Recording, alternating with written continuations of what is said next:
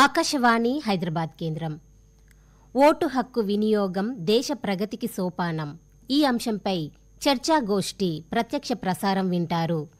ఇందులో పాల్గొనే వక్తలు forum for good governance secretary former IFS M Padmanabha Reddy గారు, సీనియర్ జర్నలిస్ట్, సామాజిక ఆర్థిక రాజకీయ విశ్లేషకులు బండారు రామ్మోహన్ రావు గారు, అనుసంధానకర్త ప్రాంతీయ వార్తా విభాగం అధిపతి శ్రీ ఎం శ్రీనివాస మహేష్. ఆకాశవాణి శ్రోతలకు నమస్కారం. ఓటు హక్కు వినియోగం దేశ ప్రగతికి సోపానం అనే అంశంపై హైదరాబాద్ ఆకాశవాణి వార్తా విభాగం ఆధ్వర్యంలో నిర్వహించే చర్చాగోష్ఠికి స్వాగతం. ఓటు హక్కు వినియోగంతోనే ప్రజాస్వామ్యం బలోపేతం అవుతుంది. అర్హులైన ఓటర్ల జాబితాలో చోటు దక్కించుకోవడంతో సరిపోదు.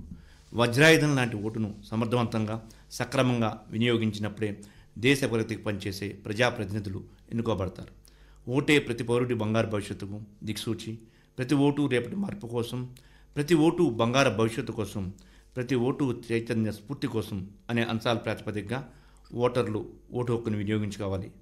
ఎలాంటి ప్రలోభాలకు, ఒత్తిళ్లకు లోను కాకుండా స్వేచ్ఛగా, నిష్పాక్షికంగా, నిర్భయంగా ఓటు హక్కును సద్వినియోగం చేసుకోవాలి. మే 14న తెలంగాణలో జరిగే పార్లమెంటు ఎన్నికల సందర్భంగా ఓటర్లలో మరింత చైతన్య స్ఫూర్తిని నింపడానికి, ఓటర్లను జాగృతిపరచడానికి ఈ కార్యక్రమంలో ఈరోజు ఇద్దరు ముఖ్య అతిథులు మన ఆకాశవాణి స్టూడియోలో మనతో ఉన్నారు. ముందుగా శ్రీ ఎం పద్మనాభరెడ్డి గారు, ఫార్మర్ ఐఎఫ్ఎస్ ఆఫీసర్, కార్యదర్శి ఫోరం ఫర్ గుడ్ గవర్నెన్స్. గత 3 దశాబ్దాలకు పైగా సామాజిక సేవ, ఓటర్ల చైతన్యం వంటి పలు అంశాలపై తనదైన శైలిలో పనిచేస్తున్నారు. ఎన్నికల కమిషన్తో కలిసి ఓటింగ్ శాతాన్ని పెంచడానికి పద్మనాభరెడ్డి గారు కృషి చేస్తున్నారు. పద్మనాభరెడ్డి గారు నమస్కారం అండి. నమస్తే. అలాగే మనకి రెండో వక్త శ్రీ బండారు రామ్మోహన్ రావు గారు. ఈయన సీనియర్ జర్నలిస్టుగా, రాజకీయ, ఆర్థిక, సామాజిక విశ్లేషణగా అందరికీ సుపరిచితులు. బండారు రామ్మోహన్ రావు గారు నమస్కారం అండి. నమస్కారం మహేష్ గారు. ముందుగా ప్రజాస్వామ్యంలో ఓటే వజ్రాయుధం. పాలకుల్ని ఎన్నుకోవడంలో ఇది ఎంతో కీలకమైంది. 5 ఏళ్లకు ఒకసారి వచ్చే ఈ ఎన్నికల పండగకు ఓటర్లు ఏ విధంగా సిద్ధం కావాల్సిన అవసరం ఉందని అనుకుంటున్నారు పద్మనాభరెడ్డి గారు? ప్రజాస్వామ్యంలో రాజకీయ పార్టీలు ఉంటాయి. రాజకీయ పార్టీలు మమ్మల్ని ఎన్నుకున్నట్టయితే మేము ఏ విధంగా మీకు సేవ చేస్తామని ఒక మేనిఫెస్టోతో ప్రజల దగ్గరికి వెళ్తాయి. అయితే ఈ ఓట్ అన్నది అతి ముఖ్యమైన ఘట్టం. దీంట్లో ఎన్నికలు జరిగేది. దీంట్లో 3-4 స్టేజెస్ మనం అనుకోవచ్చు. ఒకటి ఏంటంటే 18 సంవత్సరాలు నిండిన వాళ్ళందరూ కూడా ఓటర్గా నమోదు చేసుకోవాలి. తర్వాత ఆ పోలింగ్ తేదీ నాడు పోయి ఓటు వేయాలి. ఇక మూడోది ఏంటంటే మంచి వారిని ఎన్నుకోవాలి. మన పాలకులనండి లేదా మన సేవకులనండి ఏదైనా కానీ మొత్తానికి మంచి వాళ్ళని ఎన్నుకున్నట్టయితే రాబోయే 5 సంవత్సరాల్లో మనకు కావాల్సినటువంటి అవసరాలు అనొచ్చు, అలాగే దేశ ప్రగతి కావచ్చు, పేదలకు కావాల్సినటువంటి సామాజిక లాభాలు కావచ్చు, ఇవన్నీ కూడా వాళ్ళు చేస్తూ ఉంటారు. కాబట్టి ఓట్ అన్నది అతి ముఖ్యమైన ప్రజాస్వామ్యంలో ఒక స్టెప్ అన్నమాట. అయితే ప్రజాస్వామ్య దేశాల్లో, చాలా దేశాల లోపల ఇది ఉంది.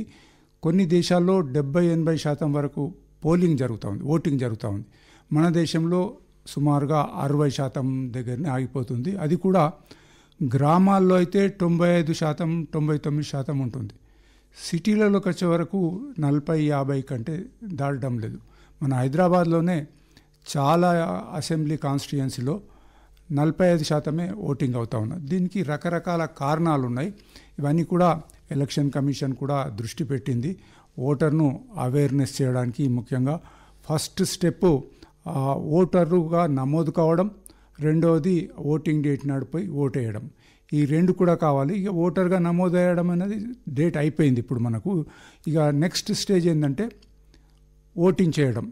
ఇంకోటి దురదృష్టవశాత్తు ఏమైపోతుందంటే గత 3-4 ఎన్నికల నుంచి ఓటర్లను ప్రలోభ పెట్టడానికి రాజకీయ పార్టీలు రకరకాలుగా వ్యూహరచన చేస్తూ ఉన్నాయి. అంటే పద్మనాభరెడ్డి గారు, ఇప్పుడు ఈ అంశంలోనే మనకి ప్రజాస్వామ్యంలోని ప్రజలే పాలకులు, ఓటు, ఎన్నికలు, మెజారిటీ, అధికారం, ఇవే ప్రజాస్వామ్యానికి మూలాధారాలుగా ఉన్నాయి. అట్లాగే వీటిని మనం ఏ విధంగా విశ్లేషించవచ్చండి రామ్మోహన్ గారు? మహేష్ గారు, మీకు మన సహచార వక్త పద్మనాభరెడ్డి గారు, అట్లాగే మన ఆల్ ఇండియా రేడియో ప్రేక్షకులకు నమస్కారం. మే 13 భారతదేశ వ్యాప్తంగా పార్లమెంట్ ఎన్నికలు 4 రాష్ట్రాల్లో అసెంబ్లీ ఎన్నికలు జరగబోతున్నాయి. తెలంగాణలో ఓన్లీ అసెంబ్లీ పార్లమెంట్ ఎన్నికలు మాత్రమే జరగబోతున్నాయి. ప్రజాస్వామ్యం అంటే ప్రజాస్వామ్యానికి ఓటు ప్రధానమైంది కనుక ఓటు మాత్రమే ప్రజాస్వామ్యం కాదు. ప్రజాస్వామ్యంలో అనేక అంశాలు ఉంటాయి కనుక అట్లా చూసుకుంటే మనకి ఇప్పుడు ఈ ఓటింగ్ విధానంలో చాలా మార్పులు వచ్చినాయి. గతంలో చూసుకుంటే ఓటర్ లిస్టులో చాలా తప్పులు ఉండేవి. అట్లానే ఓటర్ లిస్టులో చచ్చిపోయిన వాళ్ళ పేర్లు ఉండేవి. లేకపోతే 18 ఏళ్ళు, మొదట్లో 21, తర్వాత 18 చేశారు. 18 ఏళ్ళు నిండిన వారు చాలామంది ఓటర్గా నమోదు కాకపోయేవాళ్ళు. కానీ మెల్లమెల్లగా మార్పుల వల్ల ఇవాళ అడ్వాన్స్ టెక్నాలజీ వచ్చిన తర్వాత ప్రతి ఓటర్ లిస్టులో పేరు, వారి ఫోటో, వారి వివరాలన్నీ ఉంటున్నాయి. అంటే గతంలో జరిగిన తప్పులు ఈ ఓటర్ లిస్ట్ స్థాయిలో జరగడం లేదు. కానీ ఇప్పటికి కూడా కొన్ని గ్రామాల్లో, పట్టణాల్లో ముఖ్యంగా ఇప్పటికీ 10-12% తప్పులు ఉన్నాయి. చచ్చిపోయిన వాళ్ళ ఓట్లు ఉంటాయి, కిరాయి ఉండి వాళ్ళు మారిన వాళ్ళ ఓట్లు ఉంటాయి.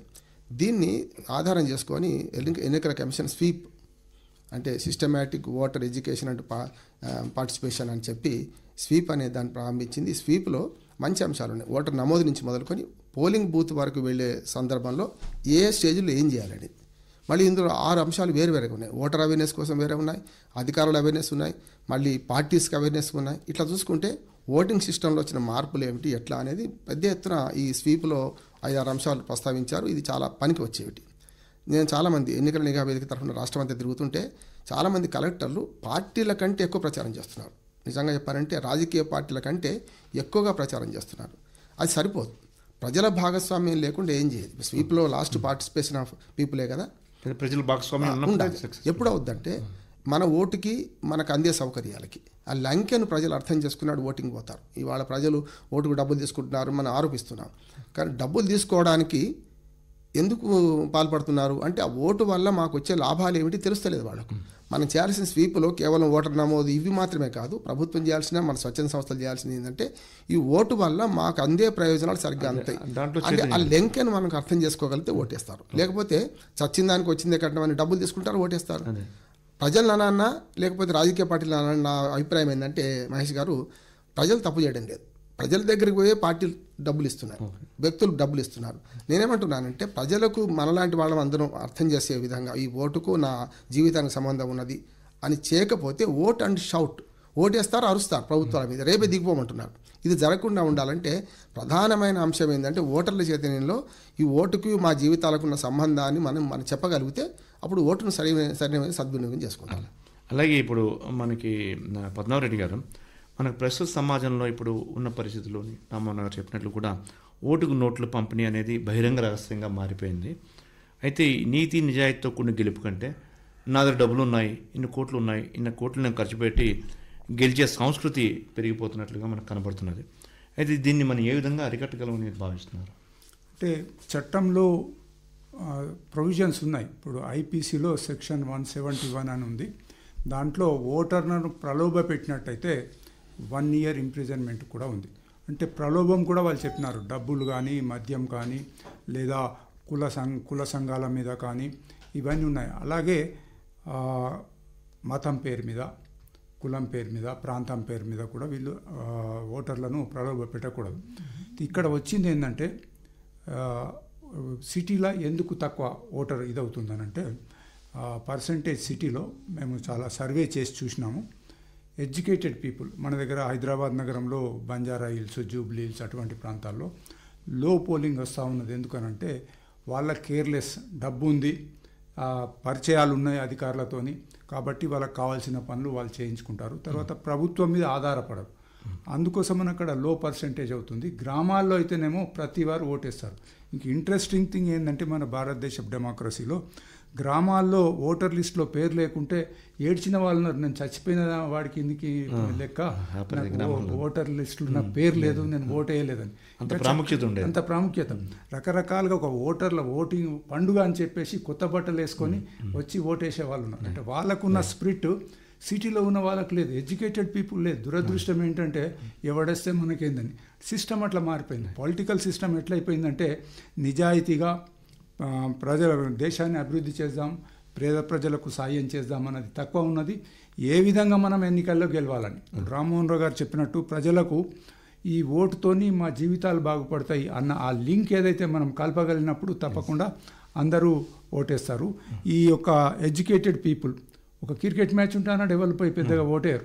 ఈ ఆర్మ్ చైర్ డిస్కషన్స్ అంటారు, ఇక్కడ కూర్చోండి వీళ్ళు ఏం చేస్తున్నారు, ఈ పార్టీ ఏం చేస్తుంది, ఆ పార్టీ ఏం చేస్తుంది అని మాట్లాడతారు. కానీ పోయి అన్నాడు ఓటేసి మరి చెడ్డవాన్ని దించుదామన్న ఇది లేదు. ఇంకోటి ఏంటంటే నా ఒక్క ఓటుతోనే ఏమన్నా ఫరక్ పడుతుందా, డిఫరెన్స్ వస్తుందా, మార్పు వస్తుందా అని అటువంటి యొక్క నెగటివ్ టాక్టిక్స్ బాగా ఉన్నాయి.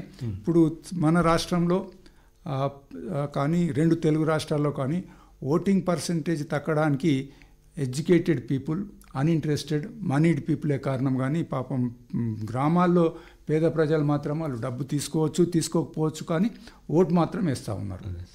అట్లాగే ఇప్పుడు రామ్మోహన్ రావు గారు, ఎన్నికల కమిషన్ అభ్యర్థుల ప్రచారానికి నిర్దేశించిన ఖర్చులకు ప్రస్తుతం వాళ్ళు పెట్టే ఖర్చులకి పొంతన ఉండటం లేదు.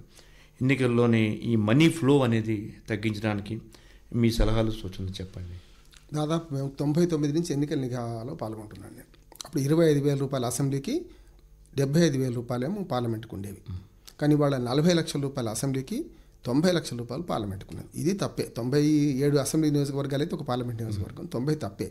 కానీ నేనేమంటున్నాను, నేను రాజకీయం నుంచి కూడా వచ్చిన వాడిని కనుక ఈ 40 లక్షలు బ్రహ్మాండాన్ని ప్రచారం చేయొచ్చు. అసలు డబ్బు ఎక్కడ ఖర్చు అవుతుంది మహేష్ గారు? ప్రధానంగా డబ్బు పంపిణీ, మద్యము, ఇతర తాయిలాల మీద ఖర్చు అవుతుంది కదా. ఈ తాయిలాలు కూడా మెల్లమెల్లగా పార్టీలు తగ్గించుకుంటున్నాయి. ఎందుకంటే డైరెక్ట్గా ప్రభుత్వం సొమ్మునే పందేరం చేసే పథకాలు వచ్చినాయి కదా. ఇప్పుడు అనుచిత ఉచితాలు వచ్చిన తర్వాత ఈ పందేరాలు తక్కువనే, డబ్బు మద్యం పంచుతున్నారు. దీని కారణం ఏంటంటే చచ్చిన దానికి వచ్చింది కంటే వీళ్ళు కూడా ఏమనుకుంటున్నారంటే ఆ రోజు వెళ్తే చాలు అంటే ప్రజల ఆర్థిక స్థితి కూడా అట్లా దానికి ప్రేరేపించబడుతుంది. అన్ని పార్టీలు ఇస్తున్నాయి. గతంలో ఒక పార్టీ ఇస్తే ఆ పార్టీకి ఓట్లేసేవాడు, ఇవ్వని వాడికి ఓటు అయిపోవాలి. ఇప్పుడు అట్లా కాదు, ఎంట్రీ ఫీజుగా మారిపోయింది. నిజంగా 40 లక్షల రూపాయలు అసెంబ్లీకి ఖర్చు పెడితే బ్రహ్మాండాన్ని ప్రచారం చేయొచ్చు, చేసి గెలవచ్చు కూడా అంటున్నారు. కానీ అంతకంటే మించి వాళ్ళు ఏమైందంటే 5 కోట్లు ఉన్నాయా 10 కోట్లు ఉన్నాయా రాజకీయ పార్టీలు కులము, అర్ధబలము, అంగబలం ఆలోచించిస్తున్నాయి. అంతే సామాన్యుడు ఇవాళ రాజకీయాల్లో పోటీ చేసే పరిస్థితి లేదు. అయితే దీన్ని అధిగమించాలంటే 2 మార్గాలు ఉన్నాయి. మనం సమస్య వర్ణన ఎంతైనా చేయొచ్చు మహేష్ గారు. ఇప్పుడున్న ఎన్నికల పద్ధతి ఏంటంటే మనది ప్రాతినిధ్య ప్రజాస్వామ్యం. Ward member, sarpanch, MPTC, ZPTC, అట్లాగే మనకి ఎంపీ, ఎమ్మెల్యే మొత్తం 6గురిని మనం ఎన్నుకుంటాం. గ్రామాల్లో అయితే మీకు హైదరాబాద్లో అయితే 3 ఓట్లు. ఎందుకంటే ఎంపీ, ఎమ్మెల్యే, మున్సిపల్ కౌన్సిలరే. అక్కడ పరోక్షమే. మున్సిపల్ కార్పొరేషన్ మేయర్ని కానీ వీళ్ళు పరోక్షంగా ఎన్నుకుంటారు. మాకు 6 ఓట్లు ఉన్నాయి గ్రామం నుంచి వచ్చిన వాడిని కనుక. ఈ 6 ఓట్లు కూడా ప్రాతినిధ్య ప్రజాస్వామ్యం. డైరెక్ట్గా మనం ప్రజాస్వామ్యం ఓటేస్తున్నాం. రాష్ట్రపతికి కూడా ఒక రకంగా పరోక్షంగా ఎంపీలు, ఎమ్మెల్యేలు వీళ్ళు వేస్తారు కదా. అందుకనే ఇక్కడ జరగాల్సింది ఏంటంటే ఎఫ్పిటిపి, ఫస్ట్ పాస్ ద పోస్ట్ అనే సిస్టంలో ఎన్నికలు జరుగుతున్నాయి. ఒకటి చేతులెత్తే పద్ధతి, రెండోది ఈ పద్ధతి, మూడోది కూడా ఉన్నది మనకు. ఏది ప్రిఫరెన్షియల్ ఓటింగ్, ఎమ్మెల్సీ ఓటింగ్. నిన్న మహబూబ్నగర్ ఉమ్మడి జరిగింది కదా. 1, 2, 3, 4 పద్మనాభరెడ్డి గారు, మహేష్ గారు, రామ్మోహన్ రావు ఇట్లా మనం 1, 2 పెట్టవచ్చు ప్రిఫరెన్షియల్. మూడోది ఏంటంటే దామాష పద్ధతి ఓటింగ్ ఉంది. దానిలో ఈ సమస్య రాదు. ఎందుకంటే ఒక్క ఓటు ఎవరికి వస్తే వాళ్ళు గెలుస్తారు కనుక గెలుపు గుర్రాలు అవసరమవుతున్నాయి పార్టీలకు. అంటే ఏమవుతుంది, 100 ఓట్లు పోలైతే 30 ఓట్లు వచ్చిన వాడు కూడా గెలుస్తున్నాడు, 70 ఓట్లు వీడు వ్యతిరేకంగా ఉంటాయి. అది కాకుండా ఉండాలంటే ఎఫ్పిటిపి బదులు దామాష పద్ధతిలో వస్తే పార్టీలకు ఓట్లు పడ్డాయి అనుకోండి, దాని సమస్యలు అప్పుడు ఏమైంది అంటే అభ్యర్థి మీద అంటే గెలుపు గుర్రాలు అవసరం ఉండదు, మనీ ఫ్లో తక్కువ అవుతుంది, పార్టీ విధానాలకు ప్రిఫరెన్స్ వస్తుంది, పార్టీ విధానాల మీద ఓట్లు పడతాయి. అప్పుడు ఏమైంది అంటే 10% కంటే ఎక్కువ ఓట్లు సాధించిన వాళ్ళకు అసెంబ్లీలో కానీ పార్లమెంట్లో ఓటు తక్కువ. ఒక్క మాట చెప్తాను నేను, ఇప్పుడు 1.8% ఓట్లతో తేడాతో మొన్న టీఆర్ఎస్ ఓడిపోయింది, కాంగ్రెస్ గెలిచింది మొత్తం రాష్ట్రంలో. నిజంగా అట్లా అన్నప్పుడు ఏమైందంటే సీట్ల తేడాలు కూడా ఇంత లేదు కదా. 64 వాళ్ళకి వస్తే 39 వీళ్ళకి వచ్చినాయి. దాన్ని కాకుండా చేయాలంటే ఓట్లను బట్టి సీట్లు అంటే అప్పుడు ఏమవుద్దంటే ప్రజలు కూడా ఆలోచన చేస్తారు, రెండో వాడికి వేస్తే తప్పు కాదు, వాళ్ళకు కూడా సీట్లు వస్తాయని. ఇవాళ మనం 3 పోటీ చేస్తుంటే రామ్మోహన్ రావు వీక్ అయితే మీ 2 మధ్య పోటీ ఉంటుంది, నాకు నా లెక్కలోకి తీసుకోరు. అప్పుడేమవుద్దంటే ఆ పార్టీకి ఓట్లు వేయడం వల్ల ఈ లెక్కలోకి వస్తే వీళ్ళకి కూడా కొన్ని సీట్లు వస్తాయి. ప్రతి ఓటుకు ప్రాతినిధ్యం అసెంబ్లీలో కానీ పార్లమెంట్లో ఉంటుందని నమ్మకం వచ్చినప్పుడు తప్పనిసరి ఎడ్యుకేటెడ్స్ ఓటు వేయకపోవడానికి కారణం ఇదే. మన ఓటు వేస్ట్ అవుతుంది కదా, ఎవడో గెలుస్తున్నాడు, గుండా గెలుస్తున్నాడు. అందుకనే పద్మనాభరెడ్డి గారు కానీ మేమందరం కూడా కృషి చేసింది ఏంటంటే ఈ నన్ ఆఫ్ ది అబోవ్ చేసినాం కదా, దాన్ని పట్టించుకోవట్లేదు. నిజంగా చెప్పాలంటే నన్ ఆఫ్ ది అబోవ్ వద్దంటున్నాను, ఉన్న వాళ్ళలో మంచిని ఎందుకుందాం అంటున్నాం. ఒకవేళ మీకు ఇష్టం లేకపోతే ఓటింగ్ రాకపోవడానికి ప్రధాన కారణం అదే అయితే none of the above note of vote వాడుకోండి. అంటే వాడుకుంటే దానివల్ల ఫలితం ఉంటుందని ఎక్కువ మంది వాడుకుంటారు. అందుకనే మనకు ఈ సిస్టంలో గొంగట్లో కూర్చొని వెంట్రుకలు ఏరుకుంటున్నాం. ఈ గొంగడిని మార్చాలని మేము అంటున్నాం. ఇప్పుడు మన రామ్మోహన్ గారు చెప్పినట్లు ఈ డబ్బులు ఫ్లో బాగా తగ్గాలనుకుంటే దామాషా పద్ధతిలో మనం ఓటింగ్ పెట్టినట్లయితే దాన్ని కొంతవరకు మనం నిరోధించవచ్చని అభిప్రాయం వ్యక్తం చేశారు. అట్లా ఇప్పుడు ఎన్నికల్లో అత్యధికంగా డబ్బు ఖర్చు చేసే రాష్ట్రాల్లో తెలంగాణ ముందంజలో ఉందండి. అది కూడా ఫోరం ఫర్ గుడ్ గవర్నెన్స్ ఈ మధ్యన ఇచ్చిన నివేదికలోని ఈ మేరకు వాటిని తెలియజేశారు కూడా. అయితే ఈ పద్ధతి మనకి ఈ తెలంగాణలోనే ఎక్కువ ఉండడానికి కారణం ఏంటి? దీన్ని ఏ విధంగా మనం నిర్వహించవచ్చు? అంటే దీంట్లో నేను చెప్పే విషయాలు కేంద్ర ఎన్నికల సంఘాన్ని క్రిటిసైజ్ చేయడం కాదు, కానీ ఫ్యాక్ట్స్ చెప్తున్నాను సార్. ఏంటంటే కేంద్ర ఎన్నికల సంఘము ఇప్పుడే రామ్మోహన్ రావు గారు చెప్పినట్టు అసెంబ్లీకి అయితే 40 లక్షలు మ్యాక్సిమం సీలింగ్, ఎంపీస్కి అయితే 90-95 లక్షలు పెట్టినారు. సో మొన్ననే అసెంబ్లీ ఎలక్షన్స్ అయినాయి కదా, అయితే రిప్రజెంటేషన్ ఆఫ్ పీపుల్స్ యాక్ట్ ఏం చెప్తుందంటే కౌంటింగ్ అయిన 30 days లోపల వాళ్ళు జరిగిన ఖర్చును అకౌంట్స్ ఇవ్వాలి, సబ్మిట్ చేయాలి కలెక్టర్కు. వాళ్ళు సబ్మిట్ చేసినారు, అదంతా కూడా ఎలక్షన్ కమిషన్ వెబ్సైట్లో పెట్టింది.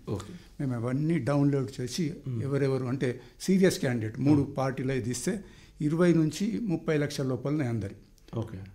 ఎవరు 30 దాటలేదు, ఎందుకంటే వీళ్ళు ఇంకేమైనా యాడ్ చేస్తే 40 దాటద్దు అని చెప్పాను అన్నమాట. సో దీనికి ఎలక్షన్ కమిషన్ ఏం చేసిందంటే, మరి వాళ్ళకి ఎట్లా ఐడియా వచ్చిందో, కాఫీకి అయితే 10 రూపాయలు, జార్ఖండ్లో సమోసాకి అయితే 20 రూపాయలు డిఫైన్ చేశారు రేట్స్. అది అవసరమా? జార్ఖండ్లో 20 రూపాయలు, హైదరాబాద్లో 30 రూపాయలు, అదంతా ఎంతో కష్టపడి చేసినారు. ఇదే కాక ఎక్స్పెండిచర్ అబ్జర్వర్స్ అని ప్రతి కాన్స్టిట్యుయెన్సీకి పంపినారు, సీనియర్ ఆఫీసర్లు వేరే స్టేట్ల నుంచి వచ్చినారు. వాళ్ళు దాని మీద సర్టిఫై చేసినారు ఫౌండ్ కరెక్ట్ అని. అంటే ఒక వ్యక్తి 20 కోట్లు ఖర్చు పెట్టినా 20 లక్షల లెక్క చూపిండు, ఈ అధికార్యము ఫౌండ్ కరెక్ట్ అన్నాడు. ప్రజలకు ఎట్లా నమ్మకం ఉంటుంది? అంటే ఇక్కడ జరగాల్సింది ఏంటంటే కఠిన చర్య తీసుకోవాలి. మేము ప్రతి పోలీస్ స్టేషన్ నుంచి కేసెస్ ఏం బుక్ చేసినారని తెప్పించినాం. కొందరు వ్యక్తులు డబ్బు పంచుతూ పట్టుబడ్డారు. ఆ వ్యక్తి ఎవరు? ఆ యొక్క పార్టీ యొక్క కార్యకర్త. కేసు ఆయన మీద బుక్ చేసినారు. సెకండ్ అక్యూజ్డ్ ఈ కాంటెస్టింగ్ క్యాండిడేట్ మీద చేసి ఉంటే కొద్దిగా భయం ఉండేది కాంటెస్టింగ్ క్యాండిడేట్కి. ఇవాళ భయం లేదు. ఆ కార్యకర్త పోతాడు, కొన్ని దినాల తర్వాత కోర్టుకు పోతే సార్ నాకేం సంబంధం లేదంటే కోర్టులో వీగిపోతున్నాయి కేసెస్. సో ఇంతవరకు గత 10 ఏళ్లలో 2 ఎలక్షన్స్, ఇప్పుడు 3వ ఎలక్షన్ మొన్నైంది కదా, ఒక్క వ్యక్తికి కూడా శిక్ష పడలే. అంటే కాంటెస్టింగ్ క్యాండిడేట్స్, కార్యకర్తలకు ఏదో నామినల్ ఫైన్ మీద వదిలిపెట్టినారు. ఎప్పటి వరకు అయితే ఈ డబ్బు పంచే వ్యక్తికి శిక్ష పడదో అంతవరకు ఇలానే నడుస్తుంది. ఎన్నికల కమిషన్ కూడా స్ట్రింజెంట్ యాక్షన్ తీసుకోవాలి. అంటే దానికి మూలం ఎక్కడ అంటే రిప్రజెంటేషన్ ఆఫ్ పీపుల్స్ యాక్ట్, ప్రజా ప్రాతినిధ్య చట్టంలో కొన్ని మార్పులు రావాలి. ఇది 1951లో చట్టం తయారైంది. అప్పుడు రాజకీయాలలో అందరూ దేశభక్తులే, స్వతంత్రం కోసం పోరాడినారు, ఆస్తులని తాకట్టు పెట్టుకొని స్వతంత్రం కోసం పోరాడినారు. ఓహో, రాజకీయం అంటే ఇలానే ఉంటుంది కదా అని చెప్పేసి ఒక మామూలుగా సింపుల్ యాక్ట్, కోరల్ లేని యాక్ట్ని పెట్టినారు. వాళ్ళు అప్పుడు అనుకోలే అసెంబ్లీలో కానీ పార్లమెంట్లో కానీ 50% మంది క్రిమినల్ రికార్డు ఉన్న వాళ్ళే, నేర చరిత్రలే పోయి అక్కడ కూర్చుంటారని అనుకోలేదు. ఇప్పటికైనా కానీ ఇది రిప్రజెంటేషన్ ఆఫ్ పీపుల్స్ యాక్ట్లో కొంత అమెండ్మెంట్ చేయాలా. ఇక రెండోది రామ్మోహన్ రావు గారు చెప్పినట్టుగా దామాషా పద్ధతుల ఎన్నికలు అంటే అది రాజ్యాంగ సవరణ కావాలా. ఎప్పటికైనా అది కావాల్సిందే. మొత్తం భారతదేశంలో చర్చ జరిగి ఓటు వేస్ట్ కాకుండా ప్రతి ఓటుకు విలువ ఉండాలా. ప్రపోర్షనల్ రిప్రజెంటేషన్ లోపల అన్ని పార్టీలకు కొన్ని సీట్లు ఉంటాయి. మ్యాక్సిమం అందరు కలిపి ఒక ముఖ్యమంత్రినో ప్రధానమంత్రినో ఎన్నుకుంటారు. ఆ సిస్టమ్ రావాలా. బట్ ఇవ్వాలటి పరిస్థితుల లోపల ఎలక్షన్ కమిషన్ ఏం చేయలేకపోతుంది. బాజాబ్తా రోడ్ మీద కూర్చొని నో మనీ నో ఓట్ అని ప్లకార్డ్స్ పెట్టుకొని కూర్చుంటే మరి అక్కడ ఉన్న ఎలక్షన్లో డ్యూటీలో ఉన్న వాళ్ళు ఏం చేస్తూ ఉన్నారు? టీవీలలో దేశమంతా ఇదవుతున్నది. తెలంగాణ అంటే బద్నాం అయిపోయింది. ఢిల్లీలో కూడా నేను పోతే అడిగినారు, మీ రాష్ట్రంలో ఓటుకు 4,000 5,000 కూడా ఇస్తున్నారట కదా ఏమిటి అని. అట్లా తయారు చేసినారు. ఇది ఎలక్షన్ కమిషన్ తప్పనను, రాజకీయ పార్టీలు ప్రజలకు అలవాటు చేసినాయి. చిన్నపిల్లలకు కదా అలవాటు చేసినట్టుగా డబ్బులు అలవాటు చేసినాయి. ఎలక్షన్ కమిషన్ చూస్తూ కూర్చుండిపోయింది. కానీ గట్టిగా నిర్ణయం తీసుకుంటే బాగుండదు. వాళ్ళు బాగానే చేస్తూ ఉన్నారు. 140 కోట్ల జనాభా ఉన్న దేశంలో ఎన్నికలు కండక్ట్ చేయడం అంటే మామూలు పని కాదు. చాలా 7th wonder of the world అంటారు కదా అట్లా. గుజరాత్లో గీర్ ఫారెస్ట్ అభయారణ్యంలో ఒక పూజారి ఉన్నాడు, నడి ఫారెస్ట్ లోపల. ఆయనకు ఓటు ఉంది. వీళ్ళు పోయి జీబులో పోయి ఆ డబ్బాలు పట్టుకపోయి ఆయన ఓటు తీసుకొని వస్తూ ఉన్నారు. అంటే ఎవ్వరికి కూడా ఓటు హక్కు వినియోగానికి డిఫికల్టీ కావద్దు. అట్లాగే పోలింగ్ బూత్స్ కూడా 1 కిలోమీటర్ 2 కిలోమీటర్స్ లోపల పెడుతున్నారు. ఇవన్నీ చేస్తున్నారు కానీ ఈ మనీ పవర్ను మాత్రము కంట్రోల్ చేయలేకపోతున్నారు. అది రామ్మోహన్ రావు గారు, ఇప్పుడు సార్ చెప్పినట్లుగాను ఎన్నికల అవకతవకలు తగ్గాలి, ఎన్నికల అవకతవకల మీద తగ్గాలి అనుకుంటే ఎన్నికల కమిషన్ నిబంధనలో కొన్ని మార్పులు చేర్పులు చేసి స్ట్రింజెంట్ యాక్షన్ తీసుకున్నట్లయితే కఠిన చర్యలు మనం పరిస్థితిని కొంత అధిగమించవచ్చు అని చెప్పారు. అట్లాగే ప్రజాస్వామ్యాన్ని రక్షించాలంటే ఓటు హక్కు ఒక్కటే మార్గం. ప్రజల తాయిలాలకు లొంగిపోయి ప్రశ్నించడం మర్చిపోతే దేశంలో ప్రగతి కుంటుపడుతుందని భావిస్తున్నారా? అంటే వాళ్ళు ప్రజలు తీసుకోవడంలో తప్పలేదు, ప్రజలు తీసుకుంటున్నారు, వేసేవాడికే ఓటేస్తున్నారండి. సమస్య ఏంటంటే డబ్బులు బాగా ఖర్చు పెట్టినాడు గెలుస్తున్నాడు, కొన్నిసార్లు తక్కువ ఖర్చు పెట్టినవాడు గెలుస్తున్నాడు. కానీ దానికి కారణం ఏంటంటే వాళ్ళు ఎంట్రీ ఫీజుగా మారింది అంతే తప్ప బాగా డబ్బులు ఖర్చు పెట్టినవాడు 10,000 ఇచ్చినవాడు గెలుస్తున్నాడు, 5,000 ఇచ్చినవాడు కూడా గెలుస్తున్నాడు ఒక్కోసారి. దీనికి కారణం ఏంటంటే ఈ ఎన్నికల విధానంలో ఉన్న లోపం ఒకటైతే, రెండోది ప్రజలను అవేర్ చేయడంలో రాజకీయ పార్టీలు కూడా వెనకబడ్డాయి. ఇప్పుడు నిజంగా చెప్పానంటే నేను ఒక ఉదాహరణ చెప్తాను. పశ్చిమ గోదావరి జిల్లాలో ఒక ఊళ్ళో మన ఓటుకు డబ్బులు ఇవ్వమని ఆ పార్టీ అభ్యర్థులు నిర్ణయించుకున్నారు. ఎంపీటీసీ ఎన్నిక నిర్ణయించుకుంటే అసెంబ్లీ రౌడీ సినిమాలాగా అసలు ఎవరు ఓటింగ్కి రాలే. 3 తర్వాత ఆ కుటుంబ సభ్యులు పోయి ఓటు వేస్తుంటే 10 మంది ఓటేసినా ఎన్నిక జరుగుతుంది కదా, ఇంతమంది కోరమన్న ఎనిమిది కదా, ఆటోమేటిక్గా ప్రజలందరూ వచ్చి డబ్బులు రావని తెలుసుకున్నాక అంటే ఏమిటి, అందరూ 4 పోటీ చేసి గెలిచేవాడు ఒక్కడే కదా, ఈ గెలిచేవాడు ఒక్కడే అయినప్పుడు ఈ 4 ఎందుకు పోటీ పడుతున్నారు ఇక్కడ? ఆ పోటీ పడకుండా ఉండి నిజంగానే మేము నిజాయితీగా పోటీ చేస్తామంటే ఎవరో ఒక్కరే గెలుస్తారు, డబ్బులు వంచినోడైనా డబ్బులు వండి. ఈ స్థితి రాజకీయ పార్టీల నుంచి రావాలి. ఇప్పుడు ఈ ఇనిషియేటివ్ ఇక్కడి నుంచి తీసుకోవాలి. రెండోది పౌరుల భాగస్వామ్యంలో ఒక పెద్దది ఏంటంటే ఈ మధ్య ఇప్పుడు స్వీప్ కార్యక్రమాలు ఎన్ని చేసినా నేను చెప్పిన సంస్కరణ లేకపోతే స్వీప్ కార్యక్రమాలు పనికిరావు. ఇప్పుడు సివిజిల్ అనే ఒకటి వచ్చింది. ప్రజల భాగస్వామ్యం ఎక్కడ అంటే క్రియాశీల పౌరులు చేయాల్సింది ఏంటంటే ఎక్కడైనా డబ్బులు పంచుతున్నారు, లేకపోతే ఓటర్లను నిర్బంధిస్తున్నారు, లేకుంటే రాజకీయ పార్టీలు 10 తర్వాత ప్రచారం చేస్తున్నాయి. ఇట్లాంటి ఎన్నికల నిబంధనలను అధిగమించినప్పుడు తిరస్కరించినప్పుడు ప్రజలు తీసుకురావడం చాలా ఈజీ. 5 minutesలో మనకు రెస్పాన్స్ వస్తుంది. 2 hours 100 minutes లోపల అక్కడ నిరోధించబడతారు. అంటే నేరం జరుగుతున్నప్పుడు మౌనంగా చూస్తున్న మావాడు కూడా నేరస్తుడు అవుతాడు కదా. కనుక ప్రజల్ని ఏం చేయాలంటే ఈ ఎన్నికల నేరాల మీద అవేరేజ్ చేసి ఏవైతే జరగొద్దో వీటి మీద మీరు సివిజిల్ యాప్ను వాడుకోండి అని ప్రచారం చేయాలి. చేస్తున్నారు ప్రభుత్వం. కానీ ఎక్కడవుతుందంటే ప్రభుత్వం కళ్ళు మూసుకుని అభిమన్యుని ప్రగల్భాల దాకా ఎన్నికల కమిషన్ వాళ్ళు చాలా పెద్ద పనులు చేస్తున్నారు. పద్మనాభరెడ్డి గారు అన్నట్టు తప్పది కాదు. ప్రపంచంలో అత్యంత పెద్ద ప్రజాస్వామ్య దేశం, ప్రపంచంలో ఎక్కువ జనాభా ఉన్న దేశం, 97 కోట్ల మంది ఓటర్లుగా ఉన్న దేశం ఇది మనది. మన ఈ 3 కరెక్ట్ నడుస్తాయి. ఒకటి జనాభా లెక్కలు కరెక్ట్ చేస్తాం మనం, రెండోది ఇమ్యునైజేషన్ కరెక్ట్ ఉంటుంది, ఓటింగ్ కూడా. అమెరికా అధ్యక్షుడు గెలిచాడా ఓడాడా అంటే తెలుసుకోవడానికి వాడు ఓడినవాడు ఒప్పుకుంటే గెలిచి. ఇక్కడ అట్లా కాదు, రక్తపాత రహితంగా ఎన్నికలు ఎన్ని అక్రమాలు ఉన్నా సరిగ్గా జరుగుతున్నాయి. దీన్ని ఒకటి చేయాల్సింది ఏంటంటే ఈ 2 రోజులు కళ్ళు మోసుకోకుండా ఉండాలి. ఎన్నికల కమిషన్ వాళ్ళు ఏం చేయాలంటే ఈ 2 రోజులు ఏర్పాట్లు సరిపోతున్నాయి. నిజంగా చెప్పాలంటే ఆ ప్రచార సమాప్తి నుంచి ఎన్నికల పోలింగ్ వరకు దీన్ని ఇప్పుడున్న ఆధునిక సౌకర్యాలు వాడుకుంటే వెబ్కాస్టింగ్ వచ్చింది, ఫేస్ రికగ్నిషన్ వచ్చింది, వీటన్నిటి వల్ల ఎన్నికలలో ఓటింగ్ అక్రమాలు జరుగుతలేవు. డబ్బులు పంచడం, సారా పంచడం, తాయిలాలు ఇవ్వడం, దీన్ని ఆపగలిగితే ఖచ్చితంగా మన దేశం ప్రజాస్వామ్య దేశం ఇంకోటి ఏం లేదు. రైట్. అట్లాగే పద్మనాభరెడ్డి గారు, రాజ్యాంగంలోని ఆర్టికల్ 326 ప్రకారం మనకి 18 సంవత్సరాలు దాటిన యువత వాళ్ళు ఓటు వేస్తున్నారు. ఈసారి మనకు గణనీయంగా సుమారుగా 10 లక్షల మంది యువత మనకి ఎన్రోల్ అయ్యారు. వీళ్ళందరూ కూడా తొలిసారిగా ఓటు హక్కు వినియోగించుకుంటున్నారు. సో దీని ప్రభావం ఈసారి ఎన్నికల్లో ఎలా ఉంటుందని భావిస్తున్నారు?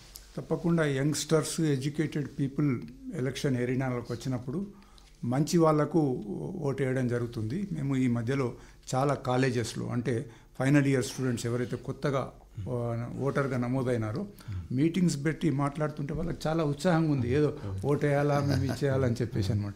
సో అది ఆ ఒరవడి ఇంకా ముందుకెళ్ళాలా, యువత ప్రతి వాళ్ళు పోయి ఓటేయాలా. మేము వాళ్ళకి చెప్పింది ఏంటంటే ఇంతకు మొదలు మనం టీవీలలో నో మనీ నో ఓట్ అని చూసినాము, ప్లెకార్డ్స్ పట్టుకున్నారు. మీరు మీ ఊర్లోకి వెళ్ళి మీరు కూడా ప్లెకార్డ్ పట్టుకోండి. ఏంటంటే my vote is not for sale, నా ఓటు నేను అమ్ముకోను. మీరే కాదు మీ చుట్టుపక్కల వాళ్ళను ప్రభావితం చేయాలి. ఎడ్యుకేటెడ్ మీరు, భవిష్యత్తు మీ చేతిలో ఉంది. 18 ఏళ్ళు అంటే ఇంకో 50, 60, 70 ఏళ్ళు మీరు ఈ దేశంలో బతుకుతారు. మంచి ప్రభుత్వాన్ని తెచ్చుకోవాలంటే చాలామంది వండర్ అంటే విచిత్రం అనిపించింది వాళ్ళకి, ఎంతో ఉత్సాహంగా అవును తప్పకుండా ఇదవుతున్నారు. ఇది ఒక మంచి శుభ సూచకం అని నేను అనుకుంటున్నాను. యువత ఎక్కువగా పార్టిసిపేట్ చేసినట్టయితే తప్పకుండా ఈ యొక్క ధన ప్రభావము, కండబలము, మతం ప్రభావము ఇవన్నీ తగ్గుతాయి. మంచి వాళ్ళు ఎన్నికల్లోకి వస్తారని నేను అనుకుంటున్నాను. ఓకే. అట్లాగే మనకి ఈ రాజ్యాంగంలోని ఆర్టికల్ 326 ప్రకారం ఈసారి 10 లక్షల మంది యువత ఓట్లు కొత్తగా ఓటు వేయబోతున్నారు. వాళ్ళు కూడా పద్మనాభరెడ్డి గారు చెప్పిన మంచిగా ఉత్సాహం చూపించి ఓట్లు వేయడానికి చేస్తున్నారు. అలాగే ప్రతి ఎన్నికల్లో కూడా మహిళా ఓటర్లు అన్నది చాలా కీలకం. ఎందుకంటే ఇదివరకులా కాకుండా గత ఎన్నికలతో పోలిస్తే గృహిణులు కూడా ముందరకు వచ్చి ఓట్లు వేయడం అనేది చాలా కీలక అంశంగా మారింది. అయితే ఈసారి మహిళల ఓట్లు ఏ విధంగా ప్రభావం చూపిస్తారని మీరు భావిస్తున్నారు? ఖచ్చితంగా. ఇప్పుడు మా కోర్టులో 3 సాక్ష్యాలకు చాలా విలువ ఉంటుంది. ఒకటి మహిళలు, రెండోది పిల్లలు, మూడోది నిరక్షరాస్యులు. నిరక్షరాస్యులు అబద్ధం ఆడడానికి కొంచెం దంకుతారు. వైట్ కాలర్ నేరస్తులు చాలామంది ఉంటారు. కనుక మహిళలు కుటుంబాన్ని నడపడమే కాకుండా భర్త మాట వినకుండా కూడా ఓటేసిన సందర్భాలు చూశాను నేను. భార్యాభర్తలలో భర్త డబ్బులు తీసుకొని మనం ఫలానా వాడికి ఓటేద్దామంటే కాదు నేను ఫలానా వాడికి ఓటేస్తాను భార్యలు తిరస్కరించిన సందర్భం ఉంది. మహిళా ఓటర్లు కూడా ఎక్కువ. నేను ఒక మాట ఉటంకిస్తాను. మనకు శాంతా సిన్హా అని మెగసెసే అవార్డు గ్రహీత. ఆమె ఏమన్నదంటే పేదల ఆశల మీదనే ఈ ప్రజాస్వామ్యం బతుకుతుంది. ఇప్పుడు చదువుకోకముందు కాకరకాయ అనేవాడు చదువుకున్న కీకరకాయ అనేట. చదువుకున్న వాళ్ళ ఓటింగ్ తక్కువ ఉన్నది. మా ఇప్పుడు పద్మనాభ రెడ్డి గారు మేమంతా సర్వే చేస్తే జూబ్లీ హిల్స్ ఫిల్మ్ క్లబ్లో ఉన్న ఓటింగ్ శాతం చూడండి, మనకు అడ్డగుట్ట ఓటింగ్ శాతం చూడండి. స్లమ్ ఏరియా ఎక్కడ ఉందో ఓటు వేయకపోతే చచ్చిపోయినట్టు డబ్బుల కోసం చాలా మంది ఆరోపిస్తున్నారు. డబ్బులు వచ్చినా చేసి పని చేస్తున్నాడు కనుక పేదల ఓట్ల మీద ఈ ప్రజాస్వామ్యం ఆధారపడింది కనుక పేదలను ఎడ్యుకేట్ చేయడంతో పాటు చదువుకున్న వాళ్ళని ఎడ్యుకేట్ చేయడానికి ప్రయత్నం చేయాలి. ముఖ్యంగా పట్టణాల్లో నగరాల్లో ఓటింగ్ శాతం చూసుకుంటే చాలా తేడా ఉన్నది. గ్రామాలకు చూసుకుంటే వీటి ఓటింగ్ శాతం పెంచే ప్రయత్నం చేయాలి. ఇంకొక మాట చెప్తాను నేను, ఈ ఓటర్ అవేర్నెస్లో ఓటర్ నమోదులో మీరు బల్క్ ఓటర్ లిస్టు ఓటర్ల నమోదుకు కళాశాలలో అవకాశం ఉంది. మేము పద్మనాభ రెడ్డి గారు మేము అందరూ వెళ్ళి బల్క్ ఓటర్ లిస్టులు రాజకీయ పార్టీలు చేయడానికి అవకాశం లేదు కనుక బల్క్గా ఓటర్లను నమోదు చేసుకోవడానికి ఇప్పటికీ టైం ఉంది. ఏప్రిల్ 1 నాటికి మొన్నటికి 18 సంవత్సరాలు నిండిన వాళ్ళకి రేపు నామినేషన్ వేసే రోజు వరకు ఓట్లో వాళ్ళు చేర్చవచ్చు కనుక ఇప్పటికి మించిపోయింది లేదు. పొద్దుంది పొలం ఉంది. ఇప్పటికైనా యువత ఓటర్లు ఎవరైతుందో వాళ్ళు ఓటర్కి నమోదు చేసుకోమంటున్నారు. రెండోది సార్ అన్నట్టు ప్రజలు గ్రామాల్లోకి వెళ్ళి చైనాలో కూడా గ్రామాలకు వెళ్ళండి మావో సెట్టింగ్ అన్నట్టు మన వాళ్ళు ఏమన్నారంటే ఇప్పుడు గ్రామాలకు యువత ఎన్ఎస్ఎస్ ఉన్నది, ఇతర స్వచ్ఛంద సంస్థలు ఉన్నాయి.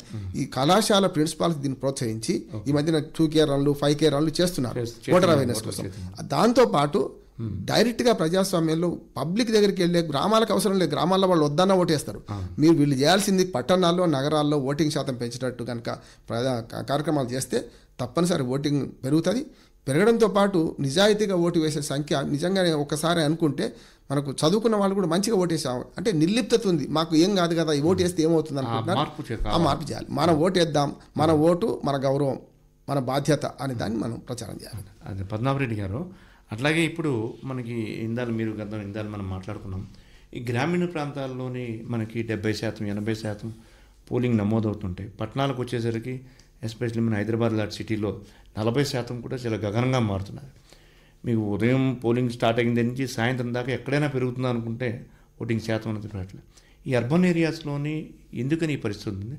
అర్బన్ ఏరియాస్లో వీళ్ళు ఇంట్రెస్ట్ పెంచి ఓటింగ్ నమోదు కావడానికి ఏం చర్యలు తీసుకుంటే బాగుంటుంది? దీనికి ఒక 2-3 కారణాలు ఉన్నాయి.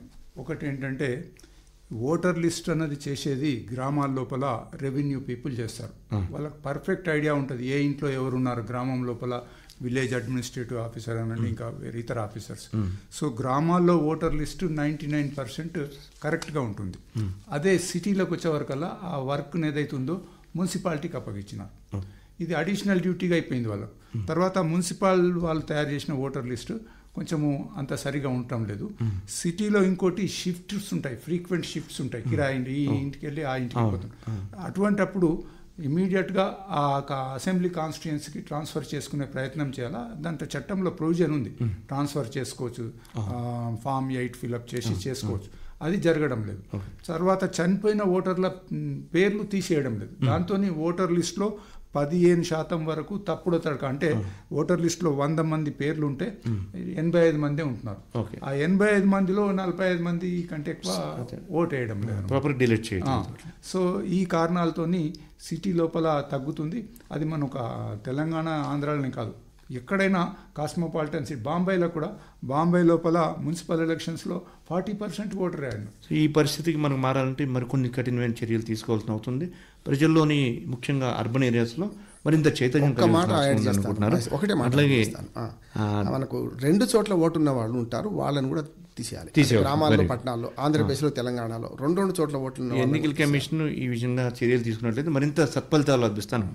అట్లాగే మన దేశ భవిష్యత్తును రానున్న తరాలను మార్చే ఈ ఓటు హక్కును ప్రతి ఒక్కరూ సక్రమంగా వినియోగించుకుని పౌరులుగా తమ బాధ్యతను నిర్వహించాల్సిన ఆవశ్యకత ఎంతైనా ఉంది. అట్లాగే ఈ చర్చాగోష్ఠిలో పాల్గొన్న మన వక్తలు పద్మనాభ రెడ్డి గారికి అట్లాగే బండారు రామ్మోహన్ రావు గారు ఇద్దరికి కూడా ధన్యవాదాలండి. నమస్కారం అండి. మీరింతవరకు ఓటు హక్కు వినియోగం దేశ ప్రగతికి సోపానం ఈ అంశంపై చర్చాగోష్ఠి ప్రత్యక్ష ప్రసారం విన్నారు.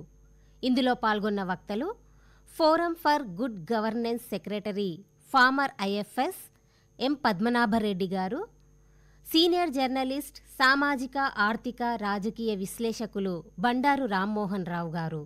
అనుసంధానకర్త ప్రాంతీయ వార్తా విభాగం అధిపతి శ్రీ ఎం శ్రీనివాస మహేష్. సహకారం శ్రీ ధర్మపురి సురేష్. సంపాదకులు శ్రీ భిక్షా ఖేతావత్. Transmission executive. ఈ కార్యక్రమం ఆకాశవాణి హైదరాబాద్ కేంద్రం ప్రాంతీయ వార్తా విభాగం సమర్పణ.